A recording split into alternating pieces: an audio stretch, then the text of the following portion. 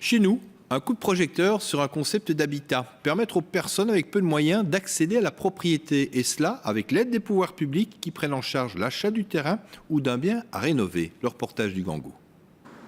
Nous sommes en plein cœur de Molenbeek. Sur ce terrain, on construira dans quelques mois un bâtiment flambant neuf. Il pourra accueillir 32 ménages, dont la famille de Dreis. Avec un seul revenu et 4 enfants à charge, il n'a jamais pu trouver quelque chose dans ses moyens.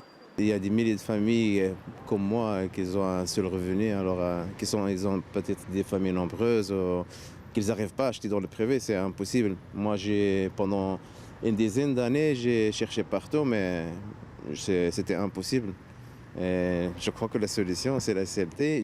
La CLT pour Community Land Trust, un concept venu tout droit des États-Unis et connu depuis la crise des subprimes. Le procédé est simple, les pouvoirs publics achètent un terrain et le prêtent en quelque sorte à des propriétaires à bas revenus pour construire ou rénover un bien. Le prix des logements diminue ainsi de près de 25%. Le projet prévoit aussi la création d'espaces polyvalents pour une bonne intégration dans le quartier. Pour moi, l'aspect vraiment très important des projets CLT, c'est que justement, on tient compte des besoins et des volontés des habitants, tout en s'intéressant aussi au quartier et permettre justement cette ouverture aussi vis-à-vis du quartier.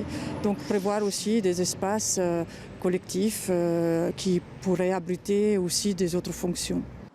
Un autre projet est en bonne voie avec la rénovation de cette ancienne salle paroissiale. Ici à Anderlecht, on créera 7 logements, un jardin public et une salle d'activité. Un projet commun et participatif, c'est l'autre avantage du concept.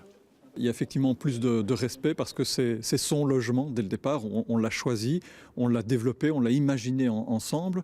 Il y a plus de respect entre les gens puisqu'on se connaît, on a parlé ensemble, on a mené tout un cheminement ensemble. Enfin, le concept coûte moins cher pour les pouvoirs publics par rapport au logement social classique et évite surtout la spéculation.